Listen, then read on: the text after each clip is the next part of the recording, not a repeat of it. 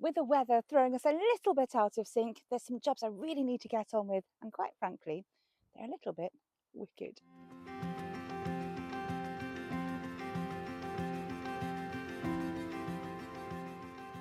If, like me, you had been holding off till the end of November before your tulips actually went into the ground, we have been delayed because of lots of frost and snow, but it is not too late. Now here in Lincolnshire we have lots of glorious fields of tulips, and we have actually been brought to Hollywood, and I'm going to bring a little bit of Hollywood to this area here as well by having some of those stunning tulips. And I have lots of amazing varieties which can go in here too. Now I already have my spring bulbs barrel which is doing really well, but going in the ground is maybe a little bit different because we certainly have a lot more space.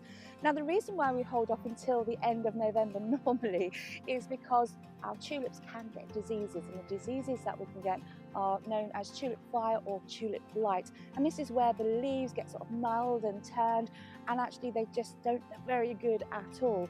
Now unfortunately, if you have actually had any of your tulip blight or tulip fire in your growing area, it does mean that you can't have tulips in that area for about another 3 years. So if that's something you've had, you're going to have to find another location.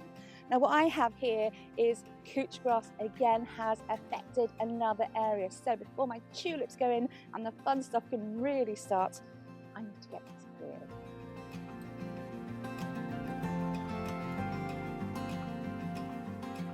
So now that I have just about cleared this area of couch grass, it is ready to plant up. However, when we are clearing couch grass, it is a hands and knees job. So don't get a rotavator on it, because as soon as you cut through any of the couch grass sort of roots, it will root itself and it will just go prolific. So on your hands and knees, I've dug it over, pulled it out as much as I can, and then raked it over just to try and pull up any little remaining bits as well. Now I've had 2 buckets while I was doing this one for my couch grass and all my weedy mess, and the other was for any bulbs that I came across. And it's quite exciting because I did come across quite a lot of the bulbous, which are the little babies where they have multiplied and they've already got some good growth on them, so they are going to go back into the ground as well. Now what I did find as I was sort of digging up is some of them I just sort of cut in half by accident. Now they cannot go back in the ground, they will just rot, and you're just asking for disease and problems if you do put them back in. Now obviously I'm going to go for tulips in this one, but I do actually have some others. So I've got some beautiful fritilla, I've got some alliums, so I'm going to have a real sort of pop of colour, and I've also got some little muscari and some little narcissi as well. So they're all going to go in here so that as they come up they're going to pop. And in terms of my actual tulips, I've got a whole range of colours, so this is going to be an explosion in this bed. And again, this is going to help our early pollinators when these lovely spring flowers start to appear. So very simply, before I start dibbing, I'm just going to literally position where I would like my bulbs. Now ideally we're going sort of in groups of 3, not touching, so where I've got those bulbous, where they've come out the ground, I am going to split them up a little bit so that they get a little bit of sort of air around them.